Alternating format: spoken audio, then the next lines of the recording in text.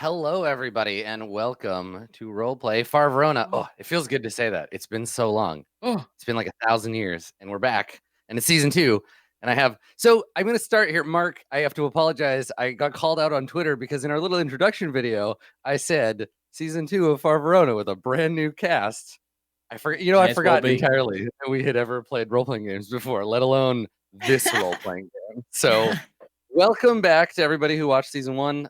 If you are just tuning in for the very first time, welcome to Acheron Row. You can feel assured that this is going to be a brand new story. We have one old cast member. Well, we have 2 old cast members who can't wheat. We have 1 old cast member, and we have some brand new characters and players. And I am super excited to jump back into the world of Acheron Row. But I want to get caught up with and maybe do some introducing, because I think you've probably seen all of these people somewhere before. You've seen them around. Maybe their faces are familiar to you. But in case they're not, let's see what they've been up to. Mark, how have you been, my friend? I feel like you've been real busy since the last time that we did a Far Verona. How's the English Game Master life? English Game Master life is good. Very, very busy. Lots high roll stuff is we've been doing much more of that. We got like a brand new show that we're doing. We now do like 5 hours of D&D on Sundays, so I've like doubled up on my workload. And I've also started doing some like proper writing for other companies as well. So I've been working on some things. Cool. Is there anything you can talk about, or is it just like super secret NDA stuff? Right? Yeah. What's the problem?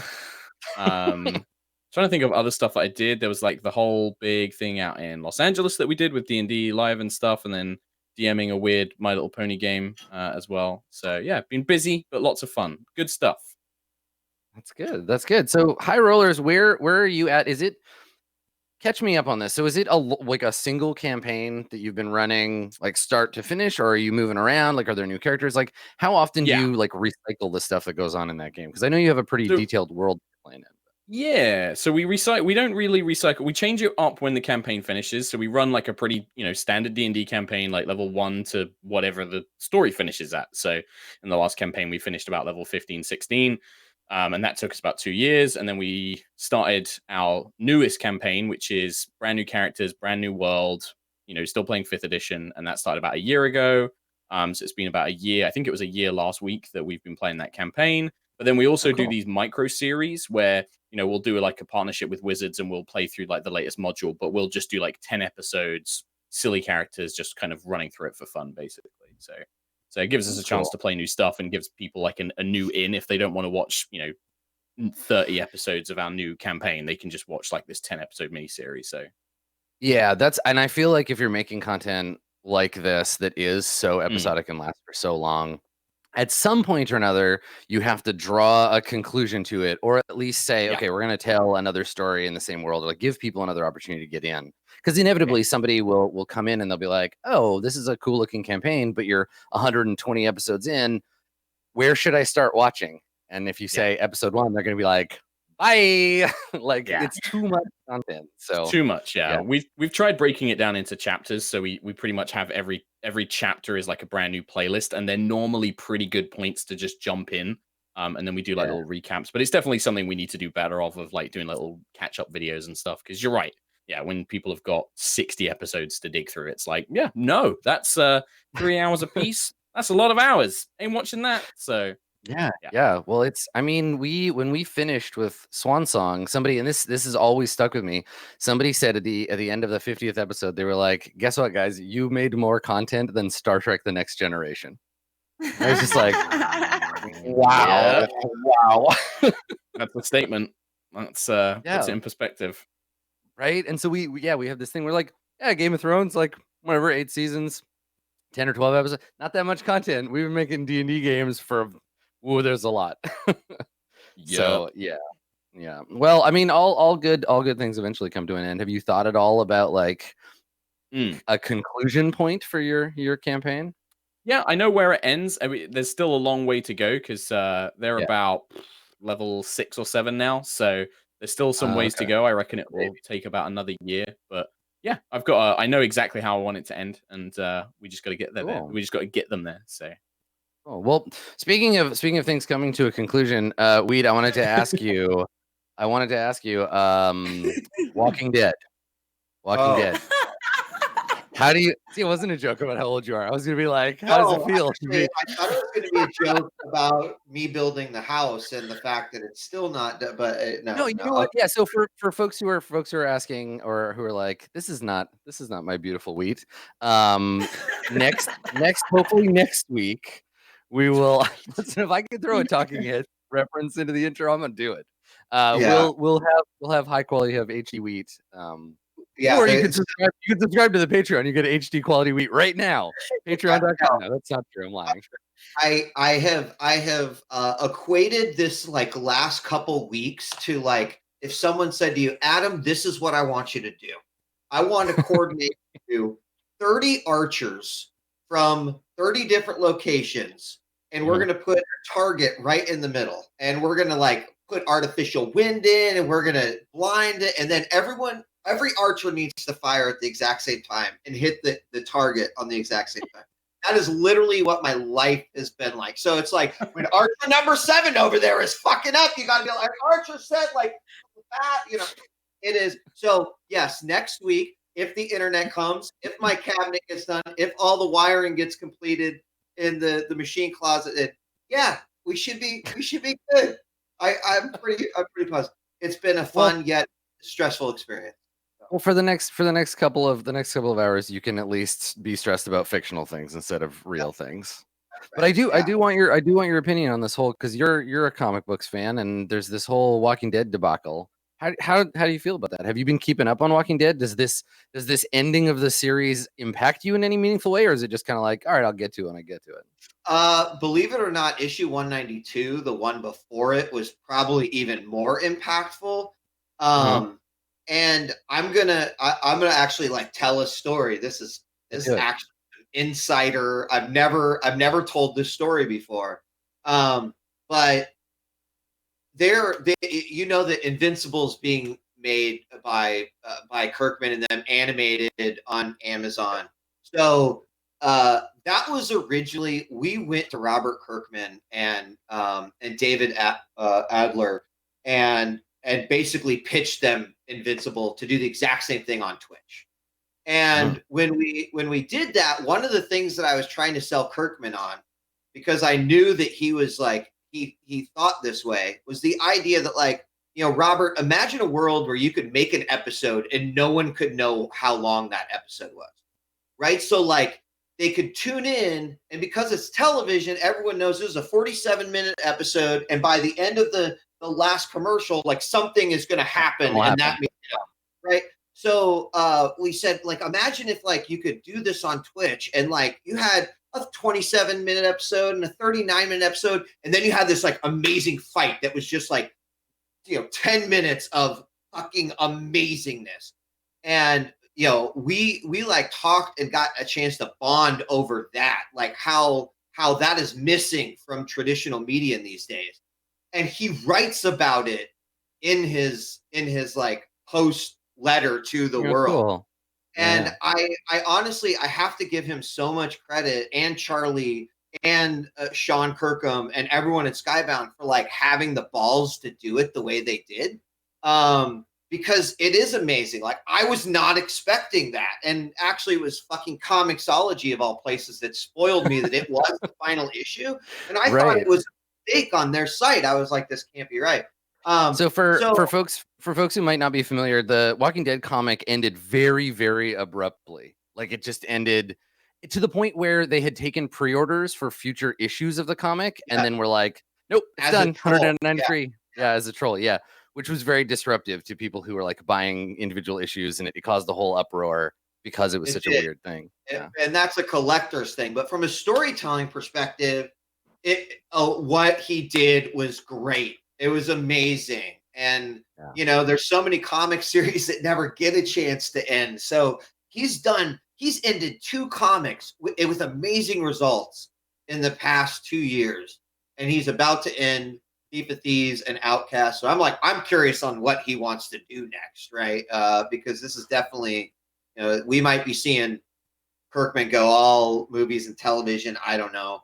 But I was down with it, Adam. I thought that, it was unprecedented in sort of the comic book world. A lot of times it's like, this is a 6-issue run, it is, like, it, right. Well, I think that's the thing that happens in TV shows a lot too, where that like the point you made where you're like, well, something's gonna happen. We got 10 minutes left in the episode. So Right. yeah, it can be. And I read recently, I saw this floating around, the way that Netflix decides whether or not to continue shows, whether to give it like how many seasons to give and stuff. It's almost all algorithmic now, where they're not like, what would be the right creative choice? It's like, all right, well, the show's going to taper off in terms of who gives a shit in about 3 episodes. So no, we're not going to do another season, just purely based on like that show and every other show they've ever run. It's so weird. Like we have like computers making decisions about stuff getting renewed. Yeah. Very, very strange. So yeah, I think seeing somebody be like, nah, that's it. We're just gonna close the thing down. The story is done, and to make it a little bit of a surprise is like kind of cool. Yeah. Cool. Yeah, I figured you'd have an opinion about that. I wanted to talk to somebody about it because I've been like, is this a dick move? Is it cool? Is it both? I think it can be both. I think, honestly, the best part of the comic might have been his letter at the end. Like, he wrote a 9-page letter that they printed into it. And it was just like, to hear his now public thought process on how to end it, how to like keep something that's been filled full of surprises, like still surprising. It's just great. Like, even if you're not a Walking Dead fan, to like see a creator's sort of mind set and with building something like The Walking Dead, it's fascinating. So it's good. Yeah. Well, I have a dick move to make. Hey, Elspeth, did you finish your character, Elspeth? How many XP do you have left to spend? So I told you I was gonna call you out on it, but it's fine. It's okay. You just I hear you have a new best friend, and your new best friend's name is Path of Exile. Path of Exile. Oh my god, I think that's how you pronounce it. I heard about this. Path of Exile, I believe is how they would like to be called. Exile. Yep. Holy shit, dude. So it's really funny. I actually dreamt about that game. I was like, I had no idea what it looked like. I'm just like, Path of Exile. Huh. Just play it. Just find out, see if you would like it. And so I kind of jumped in with both feet. I didn't really like know what it was about. And I'm like, okay, so this is kind of like Divinity Original Sin, which I had played before. And I at first I'm like, this is stupid. This is gonna be dumb, and I hate it, and I don't know the world. And this fucking skill tree is like, it just takes up your entire. If you zoom out, it'll still take up your entire monitor. I'm like, who thought of this? Who spent time on this? Like, I said they must really have faith in their game that it's gonna do really, really well, because all of these skills in this game are just it's ridiculous. However, I got so sucked into it that like when you start playing a game where when you close your eyes, you can see like the overlay. Like it was that bad. Right, it's like burn in for your retina. Like it's just burned into my vision now. So yeah, I've been thinking about Path of Exile pretty much all weekend, and it's been a lot of fun. I'm doing a horrible build. People are like, "So what build are you doing?" I'm like, "Well, we're doing the Walker Texas Ranger build. So you just go south, and we're just gonna keep going south until eventually we lose." And I don't know what else we're doing. And people are like, you're not gonna forgive yourself when you're like level 50 and you're deep in the shit, and you're like, well, I wish I would have taken another build. I'm like, you know what? There's a like 2% chance I'm gonna get to level 50 if I get there at all. I have horrible gamer ADD, so I'm probably gonna move on to another game at some point. She said, hopefully, because I really am like, oh, that's a part of the experience, though, right? Like, is to be a noob and not know what to grab, and making birds and whatever, and your skill tree. Like, that's a part of it. Oh, that's what people said. They're like, you know what? Yeah. Just go for it your first time. Fuck it up, right? Just learn your first time. I never really connected to that game, but I've been around Dan and JP and Marcus enough to like have them have conversations about it. So like it'll come up. JP will be like, "Hey Dan, how about that Path of Exile?" And the answer is either, "Oh my god, it's the best," or like, "I hate that fucking game." And like watching JP tweet about Path of Exile, it's either like exultant exuberation or like, why am I wasting my life? And I'm honestly just really glad that all of you chose to try Path of Exile instead of like, I don't know, heroin, I guess. So it's fine. It's fine. That's a Why not really both? great take. Why not dude. both? Why not? Yeah, I mean, who says I didn't already? Adam, God, like you're judging me so hard right now. Placing me into a I box did- that I don't like. I'm Pass sorry, on Adam. heroin. I didn't so- finish my character because I was too busy doing Because I was heroin. Too busy doing heroin. So listen, folks. Oh. So this will keep you from building your character. So don't do heroin because otherwise you're going to completely space your experience points. And that's how that happened. And I was just playing Path of Exile, so I'm really sorry about that. I actually asked JP. I'm like, hey, how do I play Path of Exile? Because I'm like, he plays. I'm pretty sure. As I was like, Pretty I've seen sure, him. yeah. Pretty sure. And he just goes, what? Like just one line. So I'm like, hey, what do I do? Hey, And my hey. chat was going nuts. They're like, really? You just asked Which end of the needle do I put the heroin in? Which JP do you know? What do I do with this tube? Does anybody know? Anybody? I don't know. I'm just a heroin noob. Anyone? Gateway Anyway, drug. yeah. It's a fun game. I'm really enjoying it, and I mean, it's one of those games you can play. You can interact with people really easily. I feel it's kind of grindy, which I like. I haven't played a game like that in a long time, so it's good. It's good to get into. What does it take? What does it take for you to unseat a game like that? Like once you get hooked on something, what is the thing that unhooks you usually? Because if you've got that the ADD, what happens? How do you get out of that hole? Here's the thing.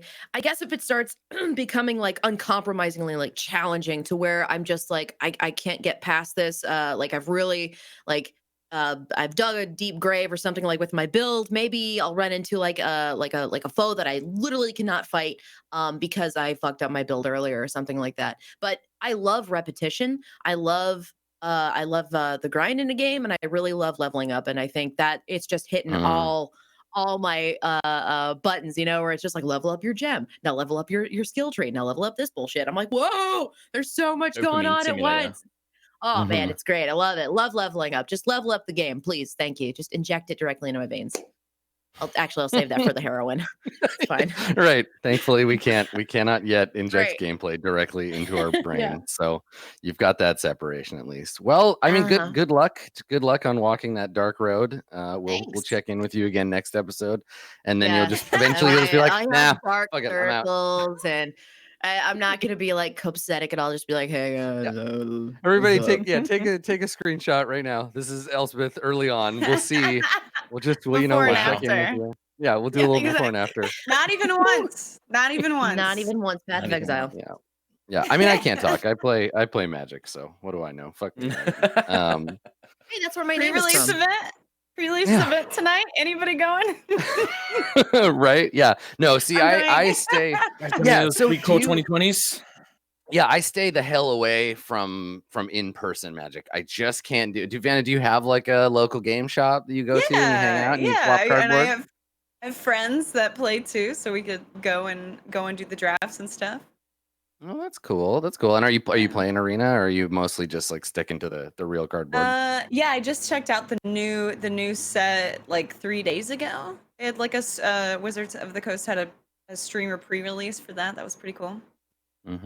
Lots of good stuff. That's cool. That's cool. I saw. We have some friends in common via the Saving Throw show. And I saw. Are you playing in that Saltmarsh game? Yeah, it just ended, but I think all of us are hoping that it gets picked up for a longer run. But yeah, it goes to Saltmarsh. Yeah, you just did the first adventure? Yeah, I think our GM Abria Ironguard, I think she took a lot of liberties with it. So I think it was kind of like a chunk of the Saltmarsh content and then a lot of her own creation. Yeah. Well, that's cool, and I think that's something that's really nice to see when people take like the base thing and they're like, all right, this is the adventure, and then you really do have to like bend it to your group. Otherwise, it can feel very generic and sort of weird, where you're like, yeah, my character is in this, and they don't matter at all. Yeah. I don't want to spoil it, but the last episode gets a little nutso butso. Nutso butso. Our greatest adversary might be a regular sized clam. Good. Yeah. Yeah. Perfect. A regular sized clam. It's fantastic. Yeah, That was my good. So nickname in high not school. regular size clam. Yeah. Well, Yikes. hold on. Hold on. High school. Okay. So are you playing anything? You playing anything else right now, Vanna? You doing any other role playing games or?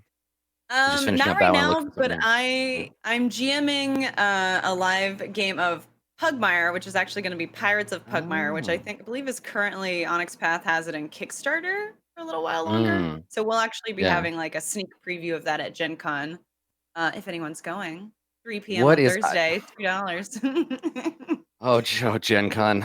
Oof. I just bought my plane tickets.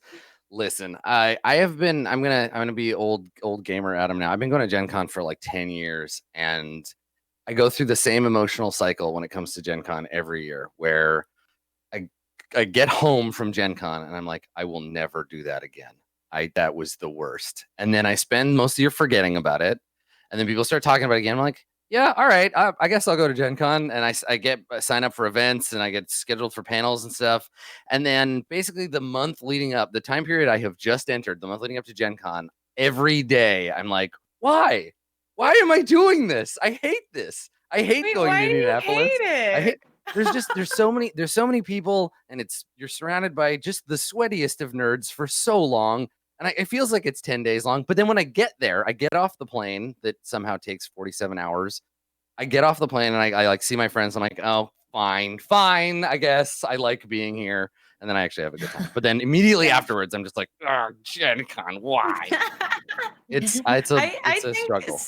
Since it's a tabletop gaming convention, though, I think it's like it's a ton of people, but it feels really spread out to me because everyone's like Yeah. sitting in their separate rooms and minding their own fucking business, as opposed Yeah. to like lining up and crowding each other and stuff. So I don't know. Yeah. I Yeah. like It's it. I think it's tough too because it's like I do so much tabletop gaming outside of Gen Con that the appeal that it started where I was like, I'm gonna get to play so many games. Now I go to Gen Con and I'm like, actually what I want to do is just hang out at the booth and just like say hi to people and have them come by. And like Yeah. that's my ideal con experience rather than the getting jostled and like the waiting in line for 7 hours at the Fantasy Flight booth. Right. Yeah. It's nice I'm to be able to go up to a booth and actually be able to talk to a dev. Like that's the only reason Yeah. we started getting to do sponsored content with Onyx Path is because I just like went up and was like, "Hey, I love Pugmire. Can we talk about it?" And then Yeah. rest is history. That's the game where you you literally just play as cute dogs, right? I mean, you don't have to be cute. Okay. You can be Good. rough That's and nice. tumble kind of pooch, but they also have Monarchies of Mao, which is the expansion to play cat characters in cat worlds, and then Pirates of Pugmire introduces birds and lizards and a couple different mammals, I think, as well, like rats, maybe. So I see Mark nodding his head like, yep, sounds wholesome. I'm in. I like it. Whereas I'm just like, ugh, cuteness and cute, good animal. Ah, get it out of here.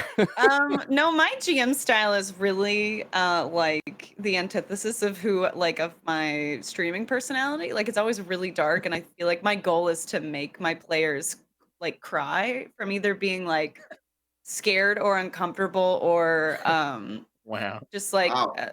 if I rip the soul from their bodies, that is what I want. So it's like it is like a cute setting and the way that they presented it in the like text is really like wholesome, but it very easily can be twisted into something else. My entire campaign was about necromancers and finding and like your best friends turning and you having to decide if you should kill them or not. And now it's my turn. Now to nod Adam's nodding. approvingly. Now Adam's Yeah, now I'm just like, yes, yes, good, yes, so good. it's what you make it. It doesn't have to be cutesy and wholesome, or it can be both.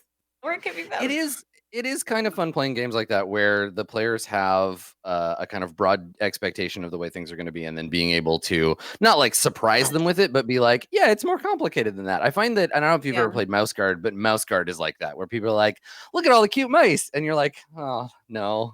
Oh, Y'all never read Redwall, and it shows. Yeah, they're very small Jesus. and very vulnerable, and they are doomed. Yeah. Well, that's cool. Yeah. That's cool. That sounds like Kind of fun. my thing. I also ran a Mamma Mia game that was really upsetting. So Like, hold on. Like the ABBA the movies about. That sounds great. And I don't. Okay. Thank yeah. you. Cool. I'm not even. I don't know anything about the game, but I'm terrified. So that sounds. Yeah, that Saving sounds Throw Show. fantastic. It's all on the YouTube. Check it out. Mamma Mia one-off Saving Throw Show YouTube. I also run a Scooby Doo game that was also very upsetting. That sounds dope. Very upsetting. This is good. This is nice. I knew we invited you on the show for a reason. Cool. Well, let's talk a little bit about let's talk a little bit about the system, because it's gonna be weird unless you are a viewer who was around for Balance of Power, in which case you're gonna be old hat. You understand intuitively how this works. Otherwise, some of this stuff is gonna be new, especially if you're coming to us from season 1 of Far Verona. So in season 1, we used the Stars Without Number rule set, and it was fine. But I wanted to do something different. I wanted to go a little bit more cinematic. I wanted to try something that would let the players kind of have more to say about the ongoing narrative mechanically. And so we're switching over to a system called Genesis. And Genesis, rather than using dice with numbers on them, we create a pool of results that give us something to interpret. So it's a much more granular system. So the way it's going to work is that dice pools in this system are made up of good dice and bad dice. Bad dice are setback dice, which are little black squares. Here, I'll roll a roll with one of everything in it, and I'll show them to you. So you're going to have 3 different kinds of negative dice and 3 different kinds of positive dice. And there we go. So we can see them there. So the black dice are your setback dice. These are going to represent complications or like minor bad things that can happen during a roll. So you might run into a situation where your visibility is reduced, or gravity on a planet is particularly strong, and it's messing with you. The inverse of this is the light blue square die, the D6, and that is a boost die. So inversely, this is like having the high ground in a sword fight, or taking time to aim at your enemy before you shoot, or just some like other general benefits. Anybody that has a laser weapon, they're accurate, so you get an extra blue die. So those guys are kind of little adding or subtracting from the roll. Most of the dice are going to come from the D8s, which are the green and the purple dice. Green ones represent your character's native ability to get stuff done. These are going to come from your attributes. You'll have a number of those in your pool, and then the purple dice, they're bad, and they're related to the difficulty. So the harder a thing is to accomplish, the more purple dice I'm going to add to your pool. So I'll tell you to add those according to difficulty. So 1 is really easy, 2 is average, 5 is like ludicrously difficult. And then those dice get upgraded or downgraded to the yellow or the red dice. So yellow dice are proficiency dice, and this is taking your character's natural ability to do something and adding training or practice to it. So a person with a talent with hand-eye coordination might have a pool of just green dice, but someone who learned how to fire a pistol or a rifle will get to upgrade some of those dice with their skills, which you would get from spending experience, which you would have done if you weren't so busy playing Path of Exile. So it says it right in the rules. It's right there. And I'm just reading from the book. Fantasy Flight said it right here. Yeah. It's right here. Elspeth is the worst. Didn't spend XP. I didn't write the system, all right? If we were playing Dungeon World, it'd be different. So Y'all, it is a disease, and you need to leave her alone. Yeah. So you'll get upgrades. You'll get upgrades from those green dice, predominantly made on your skills. The yellow dice have the most good symbols on them, and they're the only way you can get a critical success. It's the only way you can get a triumph. You cannot triumph on attributes alone. The inverse is if something is exceptionally difficult, or you are running up against a well-trained opponent, the purple dice can get downgraded into red dice, and the red dice are they are bad. They contain the most extreme adversity and opposition on them. And so what we do is we'll get all these dice together, and you roll them, and the good dice and the bad dice will have symbols on them that cancel each other out. And then whatever's left is the results of the roll. So success, which is the little, if you look up one roll, it's that first icon, the little starburst. Those are good. You want to have those left over. So in a pool that has in the results line, if it has even a single one of those, it means the thing that you tried to accomplish is a success. You did it. More of them are better. That's how you get better results on stuff. So you're looking for as many of those little starbursts as possible. They're canceled out by the X, which is the result in that second roll, the one at the bottom. That's a bad roll. I flubbed that one. So X's are failures. They cancel out success. If you have X's left over or no successes, then you failed. But it's more granular than just success and failure because we have advantage and we have threat. So advantage is the little up chevron. That means that you get some kind of like bonus that's related to, but not directly the thing you were trying to do. So if you're trying to find cover and you fail, you don't get a success. You don't find any cover, but you might have gotten some distance from your opponent, something nice, something beneficial, but that isn't the exact result you want. In a lot of ways, this is how you recover strain, which is a thing that'll happen to your character as you play. And then the inverse of that is the little pointy circle. 3 rolls up, that's threat. Threat, I get to use like bad things for you. So if you end up with more threat, then you'll probably get stressed out, or your gun will jam, or like something like that. And then I don't think we have any symbols on the board, but triumph is like an even bigger sunburst with a circle around it. That's a crit. It counts as both an advantage and a success. It's great. You want those. You can only get them off of the yellow dice. And then there is a critical fail called a despair, which is like the X with a big, scary, spiky thing around it. If you get those, that's very bad. So for chat, what you're looking for is just look at the results, right? We have the dice and they have symbols on them and stuff, but all that really matters is what's left over at the bottom.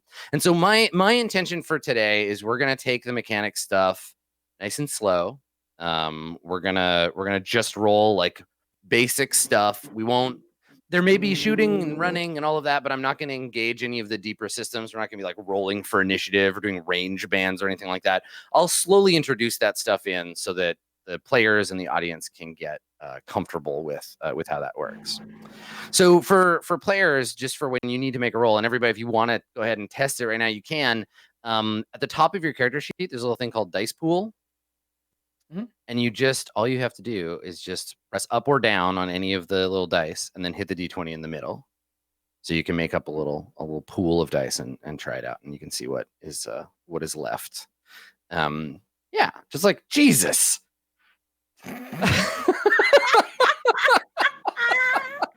So just as a quick example there. Is that bad?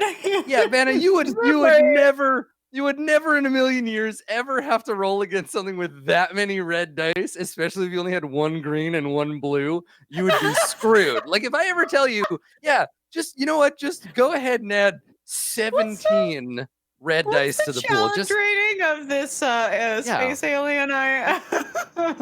It is nice. It's very telling that that's the role you chose, and then Wheat and Mark just go easy on themselves. Like, yeah.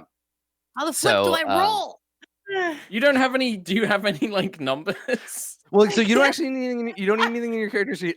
This is great. True. Yeah. So just question marks. Elspeth gets a question mark, which is good because you know why it says. I saved this from before, so I don't know what happened to all my stuff. You know why it says question marks there? It's because you didn't fill in your character's name on your character sheet. I did. It's there. I swear to God, dude. Did you do it on the copy, Elspeth, or the main game? It's fine. Yeah, we can. I accidentally made my character on the copy. Okay. We can check. Everything. You should be able to do it without. You should be able to do it without any of the stuff in the character sheet. So, yeah, if you're on the character sheet, all the way up at the top, the thing that says Dice Pool, just put some numbers next to those symbols, and then hit the little D20 in the middle, and you should be good to go. So that's the thing. I'll walk you through it as we go. The only other thing that you need to know is the story points. So in this game, you can see them on the board right now. At the beginning of every session, we reset the story points. The bluish white ones, those are yours, and you share them as a group. There are 4 of them. You get 1 per player. The red one is mine.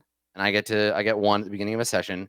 And when you use them, we flip them over. So if you use one of yours, it becomes one for me, and when I use it, I give it back to you, and you can use them to do some various things in the game, mechanically and story wise. And I've put a little handout in the handout section to tell you kind of what those do.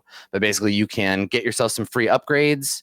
You can make your enemies' actions harder. So if like someone is searching for you, you can spend a story point to upgrade the difficulty. Some characters have abilities and talents that require that you spend them. And then you can also use story points. And this is probably the most important or most fun use of them. You can use story points to introduce facts and context directly into the game. So things that your character would need luck for, like finding an item that you really need, or having something bad happen to an enemy, you can spend a story point to say, oh yeah, the soldier realizes that his boots are untied. So he stops to check them, and then I jump out and stab him in the neck, right? So you can give yourselves opportunity. When you do that, it turns them over to me, and it's a shared pool. So you have 4 to use as a group right now, just off the bat. So yeah, it'll become more familiar. It's a brand new game for a lot of folks. First session of a new campaign, so we'll take it slow, and we'll figure it out. Cool. All right. Let's do it. Let's get into it. Let's figure out these characters and the situation that they are in. So we've talked a little bit about the basic premise of the game, and I think that's fine. We don't have to go over that again. I'm gonna give you a little setup scenario, and I'm gonna ask you some questions. We're gonna talk about where your characters are at and what the hell is going on for you. So when we begin, when we fade in on the opening scene of episode 1 of season 2 of Far Verona, we have a wide shot of what appears to be a burning field. In all directions, the sky is choked with black smoke that's rising up from a field of maybe like corn, or we can't really tell. It's all dry and dead, and it is on wheat, fire. though, right? Not wheat. Wheat is not on fire. You're safe. I'll tell you when you're on fire. So we see this field, and it is it's burning, and so the sky is choked. We have this hazy kind of orange red sky. Everything is gray or black, roiling clouds of smoke rising up from the ground, and in the distance we can see through the haze these massive building sized machines. They appear to be like grav machines of some kind. They're enormous, like cruise ship size. They're gray metal boxes, basically slowly moving glacially towards us. And from them, long steel tendrils are hanging from their undersides, and they're churning the earth in front of them. So as they go, they're digging these massive furrows, and they're turning over the earth. And those are hanging ominously in the distance through this cloud of smoke. And as we get closer, as we pull away from the machines and through the smoke, we can see human forms. We can see people dressed in gray, like full body suits. So they have like hoods and masks, and their suits appear to be made out of some kind of like dampening like metal. They look like firefighters, except that they're holding flamethrowers.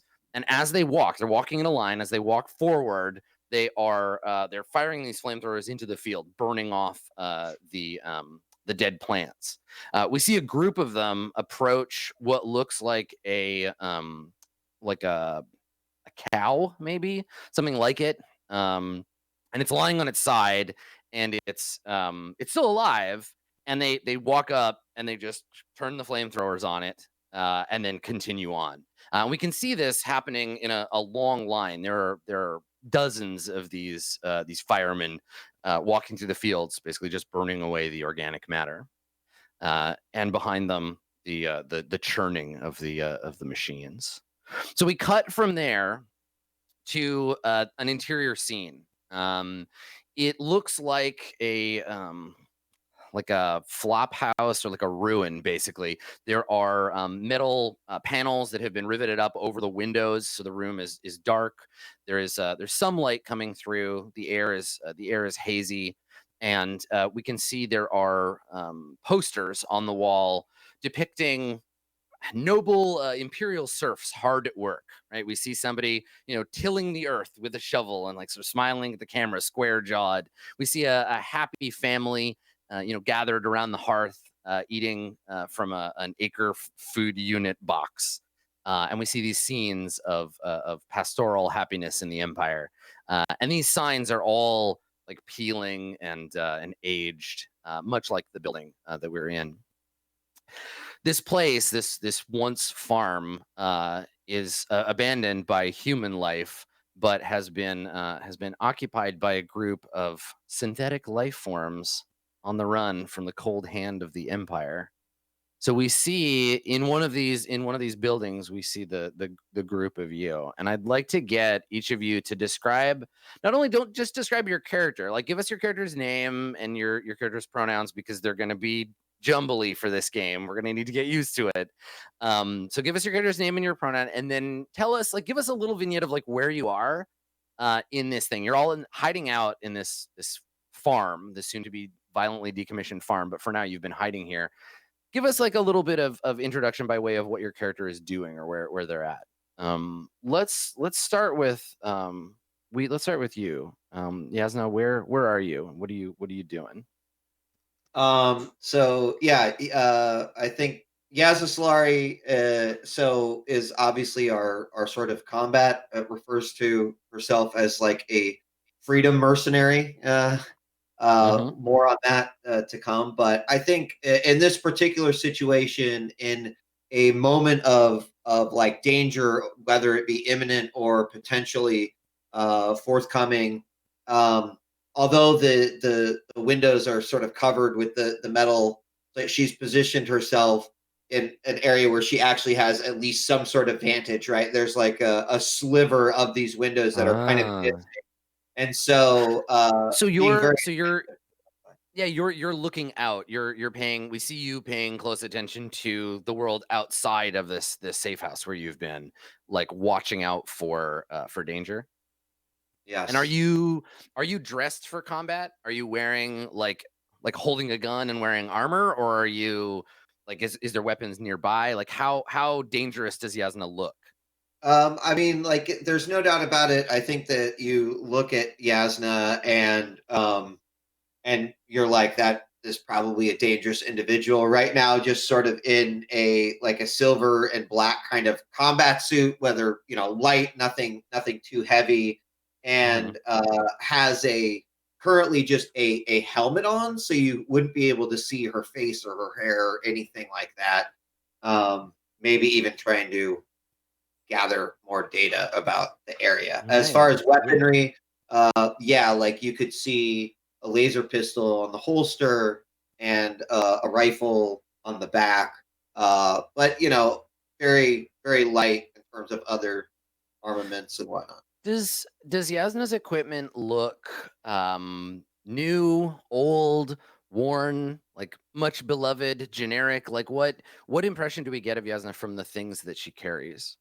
Yeah, actually, you would get the impression that it is a person who has the ability to use these items, but these items are not like this might be the same like laser pistol that she had when she defected, right? This could be the one that she had 3 years ago, issued to her in kind of her original position. So it doesn't look good. Her suit absolutely has scars and some patches. It still it looks as good as it can look, right? We're in the middle of a burning forest and there's ash and it's a little crazy. And but no, everything looks very weathered. Yeah, okay. Cool. All right, so you're on watch, you're looking at, and so maybe what we just saw, that opening shot, we kind of like get the impression that that's what Yasna is looking out at. You can see some distance away the firemen approaching to clear this field and to reclaim it.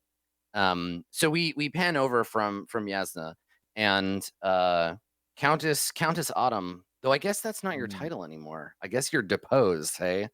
What do you maybe. Yeah, what do you go by among, because I guess this is the question is, well, do you know what, I'll ask you, describe your character, tell us where you're at when we see you. Maybe Yasna looks over and we follow her point of view to you.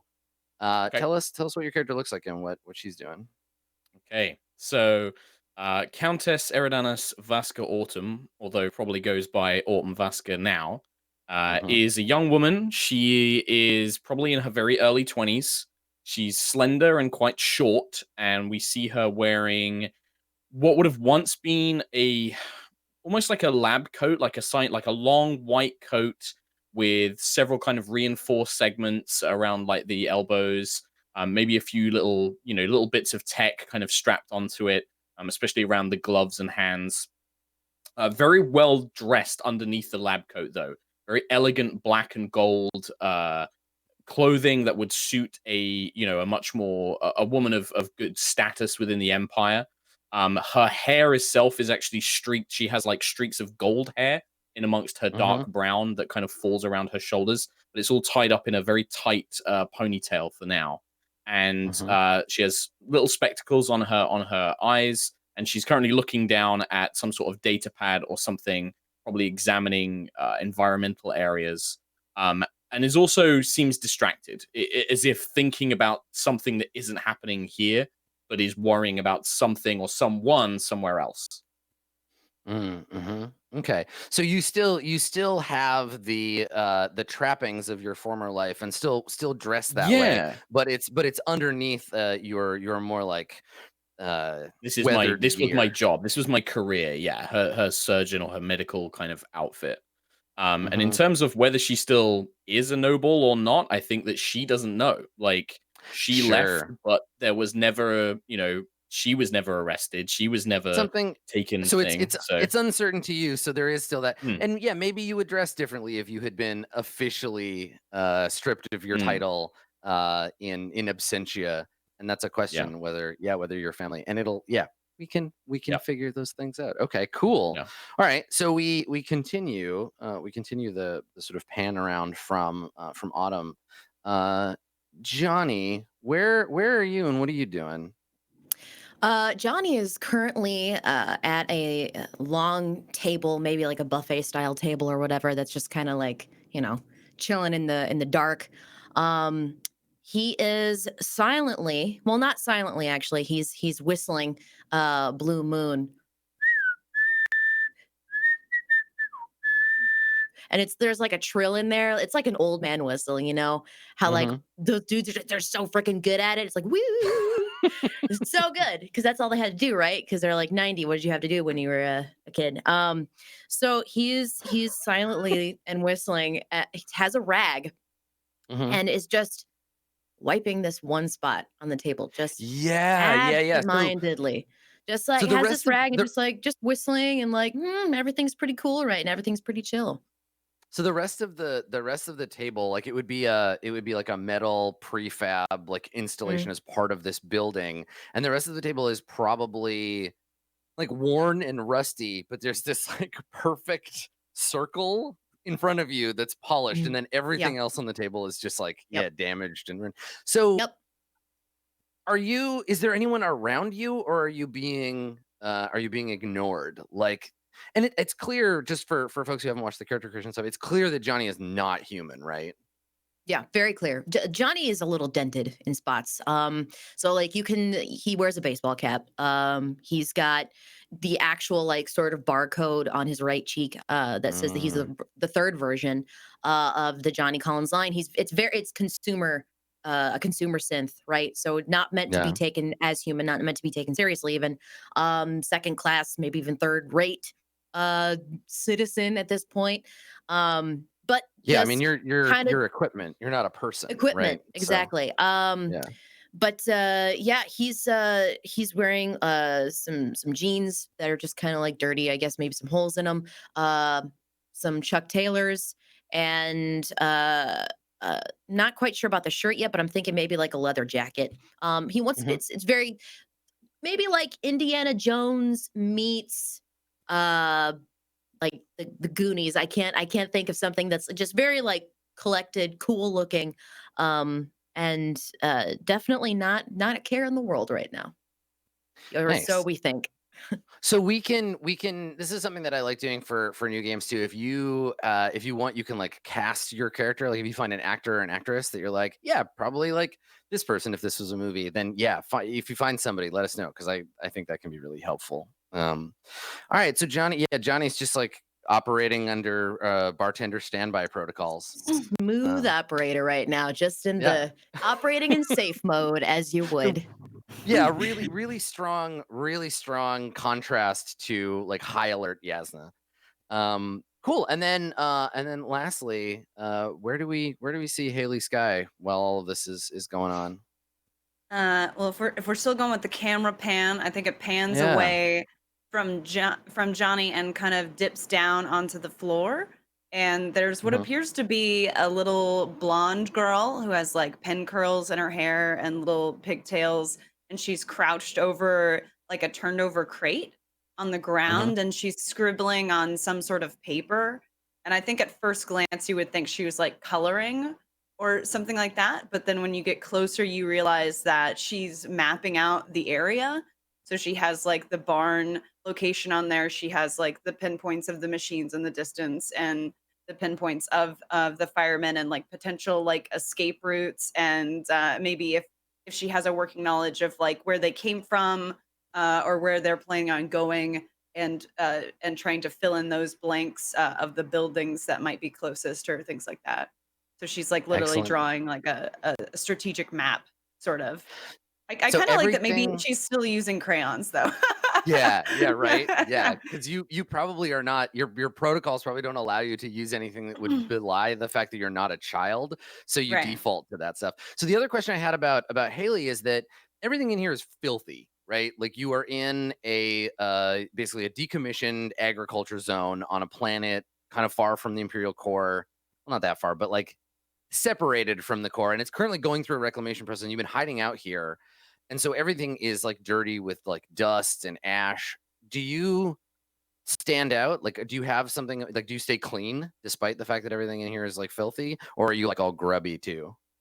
I think her sort of solution to that, because a lot of what she does is uses the way she looks to navigate certain situations. So she kind of has like a dress kit. So I think when she's just Mm-hmm. with her other like crew, she's just wearing sort of like stagehand clothes almost. It's just like, plain black pants, plain black shirt, and so if that gets dirty, it's not really noticeable. But I think there would be some like smudging on her face, even though her cheeks are perpetually like, blushed. Yeah, well, I imagine But yeah, you're but then she has a bag that she can pull like her little girl dress out of if she needs to, and just throw on top right. of So everything else. the costume is separated. Yeah.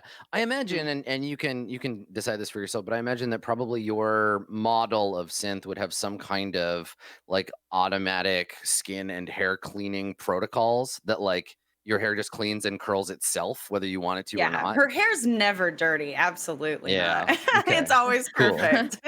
Well, yeah, because that's what they made you for. They made you to Mhm. look like exactly the same way all the time. They got to keep Yeah. the brand straight. Okay, cool. I have a couple of questions for you about what else is going on, and then we'll figure out where you are in this little farm, and then everything's going to go to shit. So, Yasna, how Yay. many people are under your watch? Is it just this group, or are there other synths? Like how many people have been hiding out in this safe house Yeah. so far?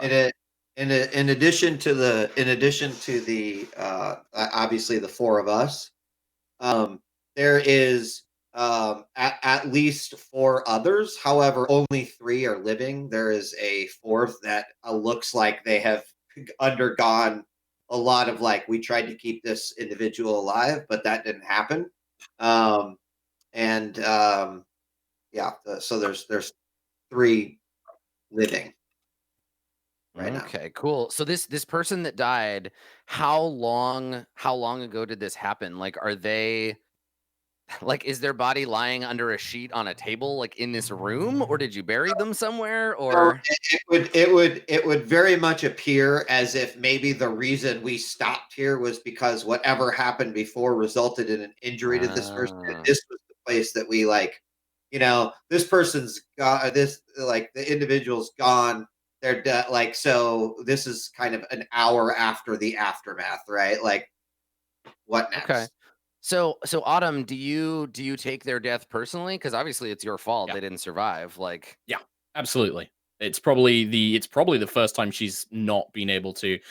Her medical experience, she probably did do some pretty big surgeries just before everything kicked off, before her life kind of changed. But this is probably the first time she's lost somebody, like a patient where she was the one responsible. She was the only doctor, per se, working on them. So that's why it's probably that, and then worrying about her sister that's causing her to look very distracted. Like she's not focused on what's happening outside yeah. So or where is Johnny your singing or anything. yeah? Where's your sister right now? Yeah, I don't know. So I guess maybe she might be one of the three that we mentioned, that she might be not necessarily in this room, but she's part of this little conclave. Or the other option would be that Autumn doesn't know. She knows that she's out and safe somewhere, but she's en route to the rendezvous. Like she's en route to meet them or something like that. I Right. was Okay. thinking. So One of those two. that makes sense. That we I guess we should figure that out. So when you Yeah. do you keep your sister with you? Is it more interesting to you as a player that we have her around as an NPC all the time for you to actively protect, or do you want to be like working for some other goal that serves keeping her safe, but that she's not with Yeah. you? I think more that, just because me as a player, I personally don't want the stress of constantly worrying about an NPC with a character that is not a very combat-based character. It's going to be Right. hard enough keeping myself and the other players alive Yeah. that I don't want to Every worry time about an someone throws a NPC. grenade, you're like, wait, where's my sister? And you're like, I don't know. Yeah, She's standing next to the grenade. Weird. I'm like, Okay. yeah. So that'd be Yeah. fun, but I think it Okay. would be very So stressful. like So with your title, we'll figure out that mm, she is somewhere. What's your sister? yeah, Do well, you have a name? Do you have a name for her? yeah, she's got a name. Her name is Landra. So Landra. Okay. Landra Vasca. And I thought the kind of backstory side of things was that kind of in a Firefly-esque kind of story Mm-hmm. that Autumn used a ton of House Eridanus money and her family money to Yeah. basically break her sister out before Crux could execute her. No, Basically, this is great. So she's in someone's hands right now, and I'd like it if they weren't totally trustworthy, or like, like you're paying someone off to take care of her, but maybe like it's like a vagrant ship or like some dodgy seraph people or something, and Yeah. you have to like keep paying them to look after. Okay, yeah, that's cool. We'll figure that out when we get to like an autumn episode. Then we'll learn more about that. But okay, cool. Yeah. So she's And I think not the idea is present. that they will. I think the idea is they will meet up at some point, but right Yes, now okay. that's yeah. Okay, yeah, we'll figure that out. Okay, so there are 3 other people with you. So there's 7 people in this like farm all together. So we'll figure them out. I think the person that died recently, I assume all 4 of them are synths. So this person self-identified as Louise. I don't think you ever got her like number. And I think who's like, how did she get? You had to stop here because she got injured. Like what, or sick or something? Like what happened to her? And is this like an injury that's been around for a long time and it's just now gotten worse? Or Are you asking me or are you asking? I mean, it's kind of between the two of you for now. What do I you would think? say it was an injury that prevented us from moving. Yeah. Right. So Maybe it like was, yeah. right. So I mean, what yeah, I was guess it? like what I mean, are we yeah, well I guess also like have we had like trouble? Like have we had an exchange or like a difficulty, or is this like, because if not, then I guess it would be the other thing of a long lasting injury, or maybe I something think it that we probably, weren't aware of. yeah, I think it probably makes sense that maybe Louise was hiding something. Maybe Louise had an old Mm, injury that was getting worse, and she passed out, and you stopped here, and you mm, were like, oh, actually, she's been like dying for a while. yeah, And so just recently, like, within the last hour or so, she's dead, and you're stopped here because of that. Okay, cool. So probably then some of the other people like knew her, right? They were with her. Maybe it's like the 2 groups like joined up or something. But yeah, I like that. Okay, and we'll figure out who they are in a second. So let's see. I guess Johnny, why do these people like tolerate you? Like why are you Why are you allowed to join them? Do they see you as have you managed to like convince them that you're a person, or do they just pity you, or I what? think for the most part, they're just kind of like, well, he's just with us. No one really cares too much about Johnny. But he has been kind of like I don't know, chummy, people are like, oh yeah, that's like this happened and we just escaped, right Johnny, and they're like kind of looking to him to like affirm like a joke or something. Like he's always good for a laugh, right? You have that friend that you can like text and they'll absolutely text you back 100%, like, and laugh with you. That's Johnny. Like he'll be there, for Because you're literally programmed to laugh at their literally jokes. programmed to have that conversation, literally programmed to be responsive and share in your humor. Pretty much no matter what. He's very again programmed to be your buddy. Mhm. And not like really have his own mission. Of course, he does have his own thoughts, but he hasn't really made those clear to anybody because, again, programming. That's kind of he's an older synth, so it's not going to be blatantly obvious that he's thinking about something else when you're talking to him and making your shit jokes at him. So he's just there, and they're like, we'll just bring the toaster along. It's whatever. We'll just bring him. It's cool. Yeah. Okay. So Louise just died, and if you had malfunctioned badly enough, you couldn't carry on. Do you think they would have stopped for you? Like, would we be in this position if it was you? 100% no. It's like if you're like your lawnmower was suddenly malfunctioning, you're just like, oh, I don't know what the hell's wrong with it. Like, this is an old lawnmower. It's we don't really have parts to replace it. What do we do with it? Well, just get a new one.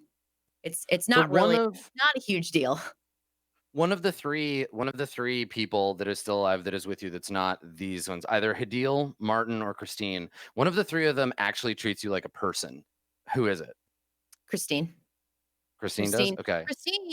Christine seems to have she has not just empathy, but like an understanding that pretty much anyone with what like a conscience or anything that will talk back to her is something to be understood, something to be taken seriously, and not Okay. just to throw away. Like, if Christine lived in like our world, she would take like a Tamagotchi or something and be like, I will love you and I will treat you right and I will never let you poop on yourself and I will feed you. Like, it's like she's very Sure. understanding about that sort of thing. So she's the same way with Johnny. She doesn't consider Johnny to be like a lawnmower you could just leave behind. She's very they're friends, and Johnny Yeah. appreciates that immensely. Okay. Again, this programming is he's still trying to get over like this hurdle of this code that's just like just keeping him from really speaking his mind. So it's kind of, he feels very gated and trapped in himself right now because he can't say anything. Right. But Again, because he's like at this least older one of version that wasn't allowed to say it. people. Yeah, at least one of these people will actually take care of you. Okay. Right. Or like Yeah. treat you So like a person. Okay. So Christine would not leave Christine him would be the behind. one that would yell at the others for trying to abandon you. Be like, "No, we can't leave Exactly. Johnny behind." And they'd be like, Hell, don't "It's a leave. Yeah, don't leave fucking Johnny. bartender robot." Okay. All right. Right. So then of Hadil and Martin, Haley, one of the two of them like actually treats you like a helpless child. Which one is it? Is it Hadil or Martin? What do I you mean, think? it's got to be Martin, right? Okay. All right. It's got to be. So Fucking- Martin, it's got to be fucking Classic Martin. Classic. Martin's the new Yancey. Martin, new Yancey confirmed.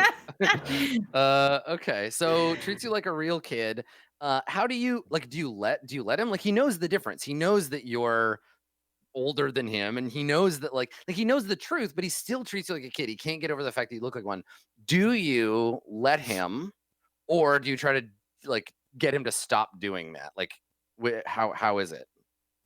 I think it's one of those things where she bides her time. Like it's one of those story games where it's like Haley Sky will remember this Mhm. kind of situations. I think she's suffered a lot of abuse uh, through her time in the industry, and then of course after when the scent started getting persecuted and everything. So I think she's used to getting it. but she's never forgotten, and it's sort of just a process of working past her programming or getting assistance from outside Right, places because to. you're used to being treated like a child because that's what you were made for, to be seen as a child.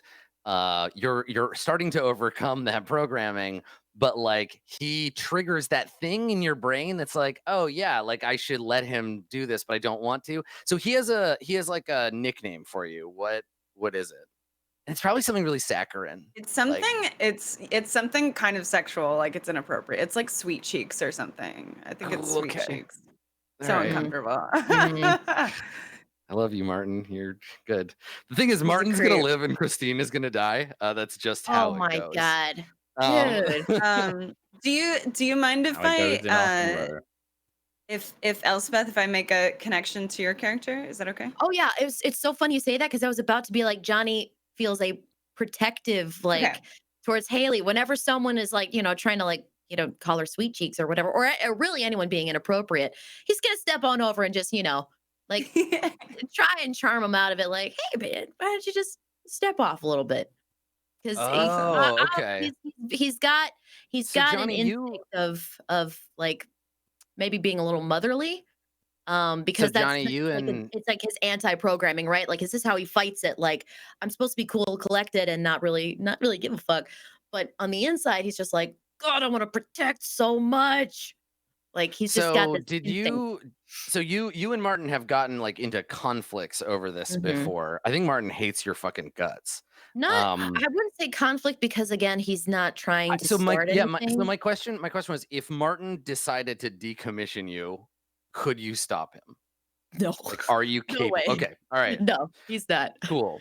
Good. All right. So Martin thinks Cool, good. That's he knows that you and Haley get along, and I think that he has definitely considered like pushing you down some stairs and leaving you behind, but he wouldn't do it because it would make his little friends over here sad.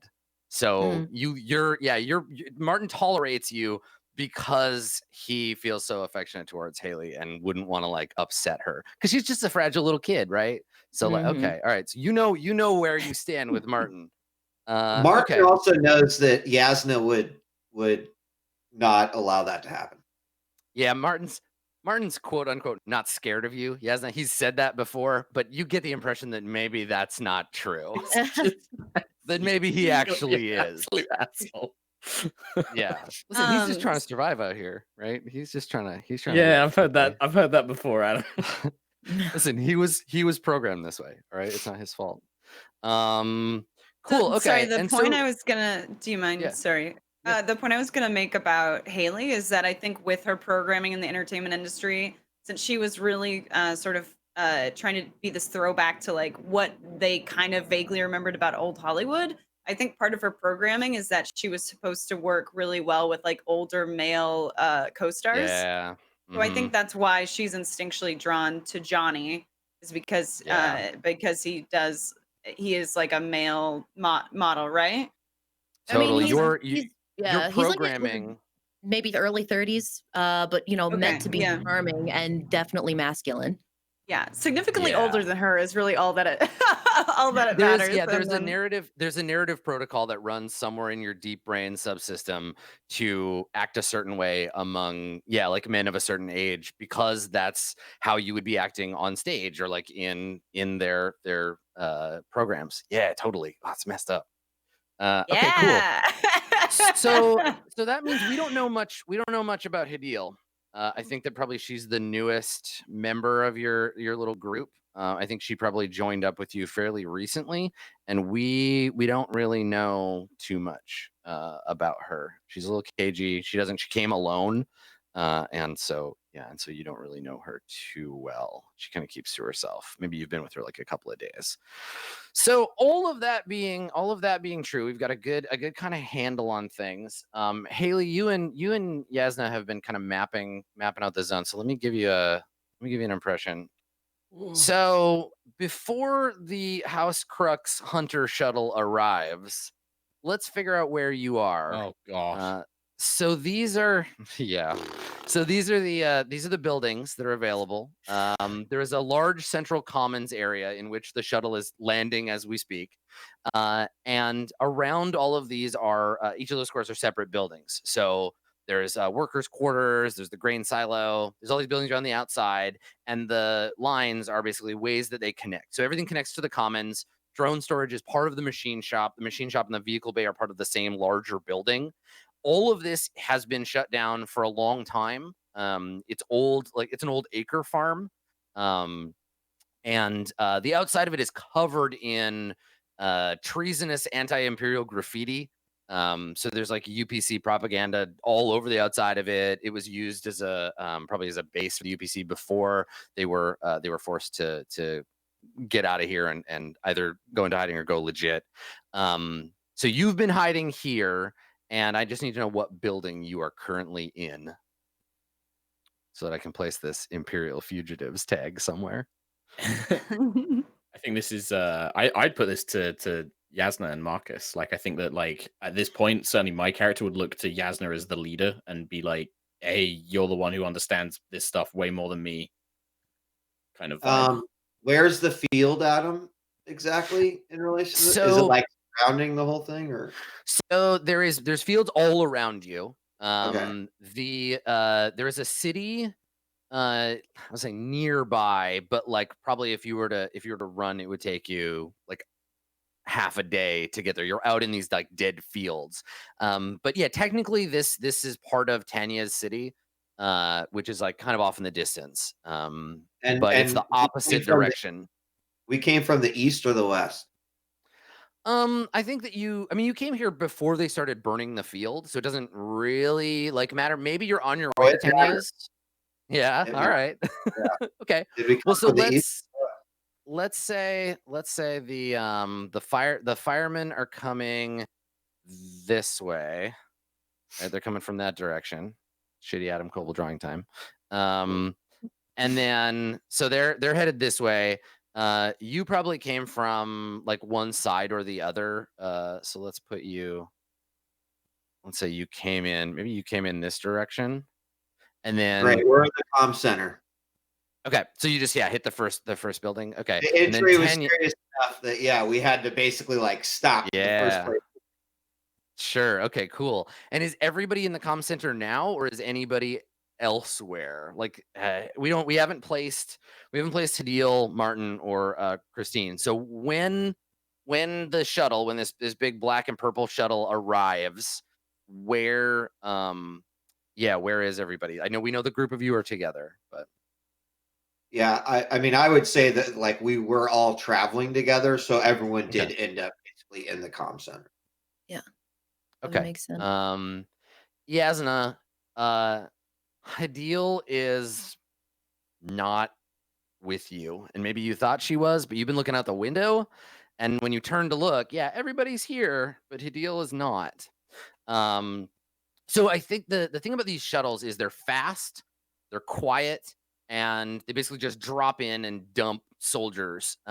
So let's see. I want to see if everybody gets a chance to act or do something before this happens. So I'm going to get everybody to. We're going to make our very first rolls of the game. Rolls. So I know I'm going to get you to roll your. You're going to roll your cool. So the way you can do this is, and you're going to roll it with a difficulty of 2. So two purple dice. So in your dice pool at the top of the sheet, make sure that next to the purple triangle you have 2. You have the number 2. So you have 2 purple dice. Now you can do it one of two ways. You can put your cool on the left side, or you can leave the left side blank and roll off of your skills. Let's get you into a good habit of doing it that way. So make sure the whole dice pool is clear, except for 2 in the difficulty. So 2 purple ones. Then scroll down to your skills, find cool, and click the D20 on the far right. Symbol. Here you Adam, go. Yes. Can I add a black setback dice because I'm super distracted because everybody else seems to be pretty on it? I feel like that's reasonable. Yep. Yeah, because I think that like having lost Christina and stuff, I'm pretty wrecked. Yeah. That makes sense. Yeah. Okay. All right. So let's take a look. Let's interpret these results. So Yasna, you got 2 successes, but you also got 2 threat. So I'm gonna just use. I get to use those threat. Just take 2 strain. Just like mark off 2 strain. This is a bad situation. It's getting worse. You are on it. You're able to act, but you can feel that buzz of threat, right? You can feel like, okay, this is a bad situation. We got to get out of here, and it's getting to you a little bit. So yeah, mark off 2 strain for those threat. But yeah, so when the shell, you see it approaching. Basically, anybody who gets successes. So Johnny, you're also quite cool. Same situation, I think. You're not programmed for quick response. So instead of giving you strain, I'm going to add a penalty die to the next thing you do. So you're able to act, but you're there's something like you're slow going. So whatever you do next, I will make a note to add. I'll add some penalties to, and we'll talk about how that happens. Okay. Haley, no problem. Totally overcame the difficulty. 2 successes, no threat. You are the most like cool and prepared for this, so you're fine. And then of course, Vasca, you're distracted. But I think that your inability to act quickly, right? You're thinking clearly, and you're taking a minute, so you're not going to get to do anything right away. But whatever you do next, you can add a boost die because you have that extra time to prepare. Nice. So I think in this case, Haley, you were the first one to notice the shuttle's approach. What is it that tips you off? Is it like what do you sense? Do you hear it? Do you see a flash? Like what is it that tips you off that this shuttle like has broken atmo and is gonna like land in the commons? I think it would be hearing. Yeah. I feel like she would maybe have maybe not enhanced hearing all the time, but for trying to like pick up on like cues in music or from directors or something like that, she would have like a little trigger when something was about to go down. Nice. Okay.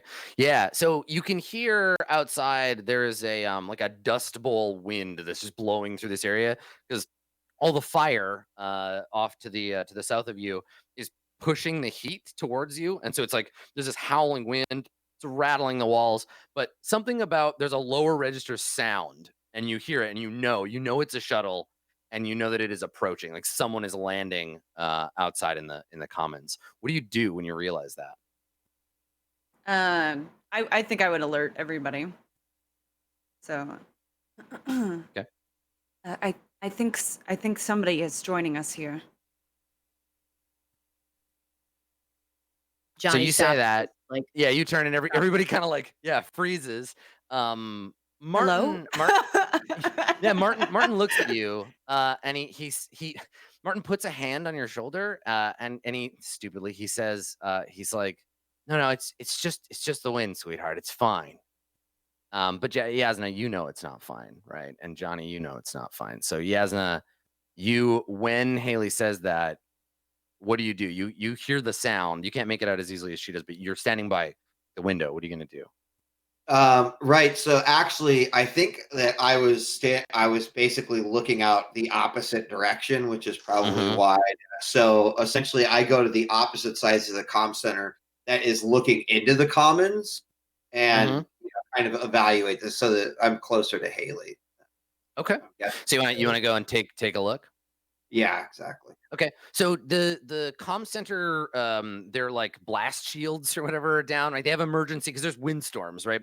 So there are metal shutters that come down. So the shutters are down on most of the windows. The one you were looking through before, you had pried the shutter open slightly so you could look out. So you come around the other side. You can either open the door and like look outside, or you can try to open the blast shutter or whatever. But it's the place is powered down, so it would require some physical force. What do you want to do?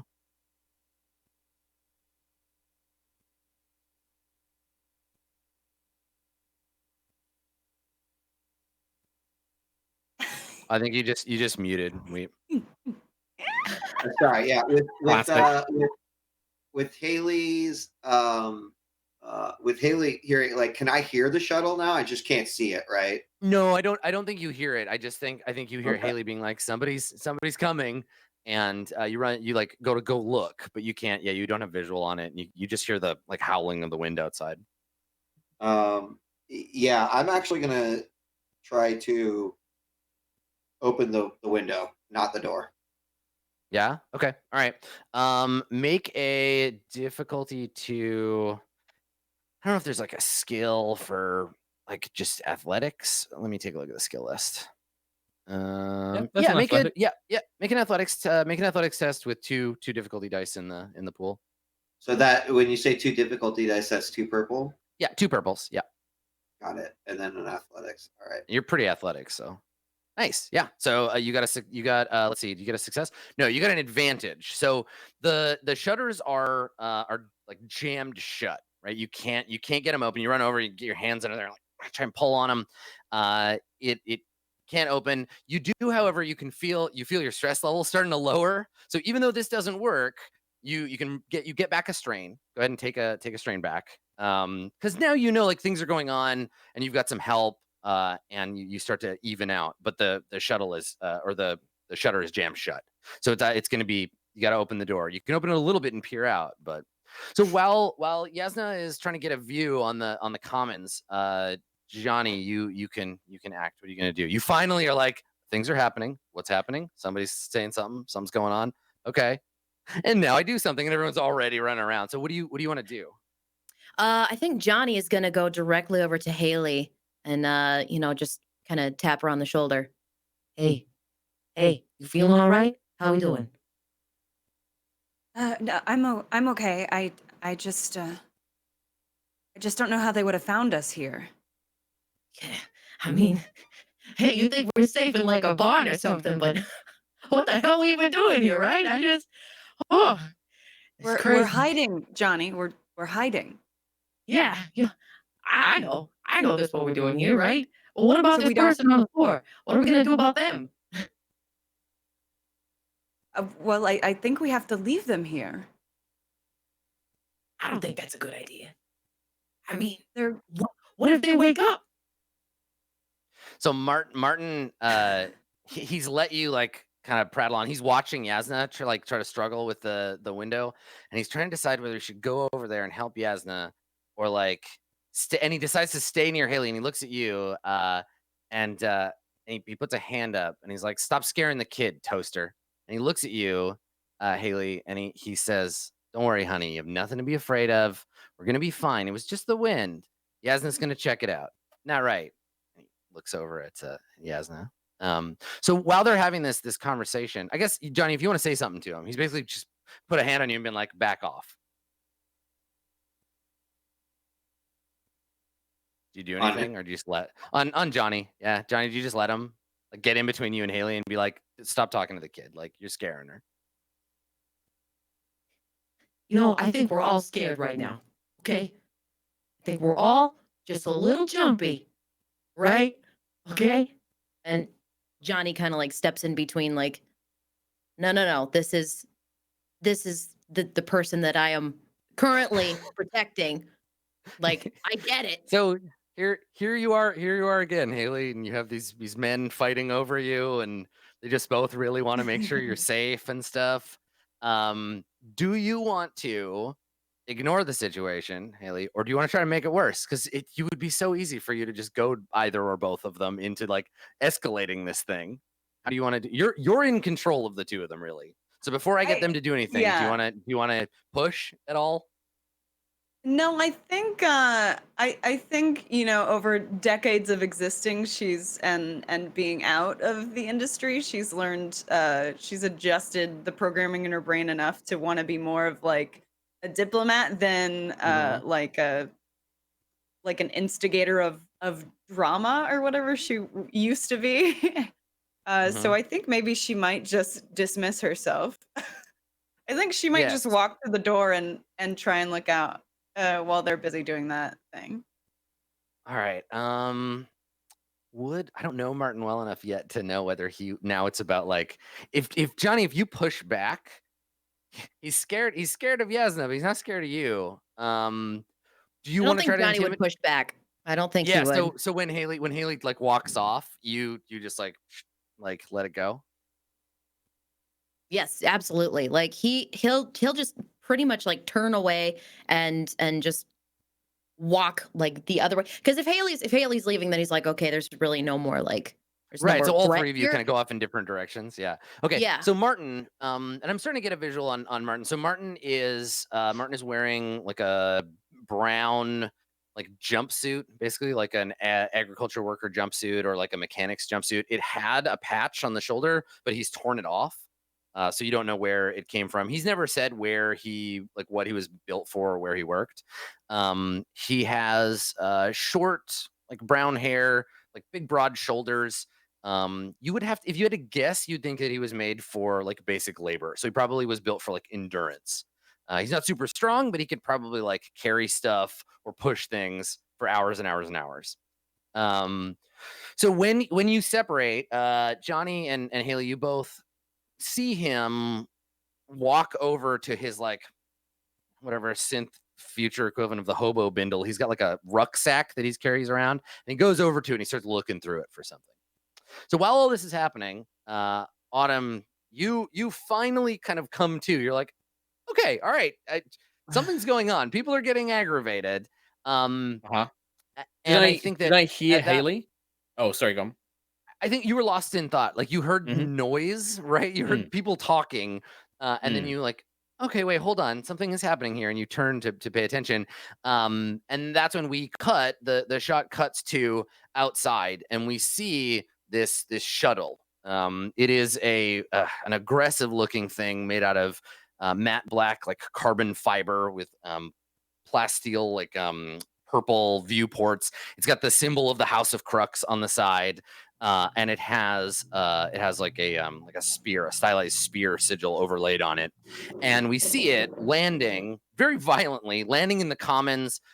We see debris and rubble kind of get blasted around as it lands, and either side of the shuttle open up, and the doors lift, kind of gull wing style, and we see a group of similarly dressed, like these look like they're on brand with the shuttle. They have the same black and purple like armor. They have helmets with purple reflective face masks. And we see a bunch of them pour out, maybe like a dozen, and they split into two teams.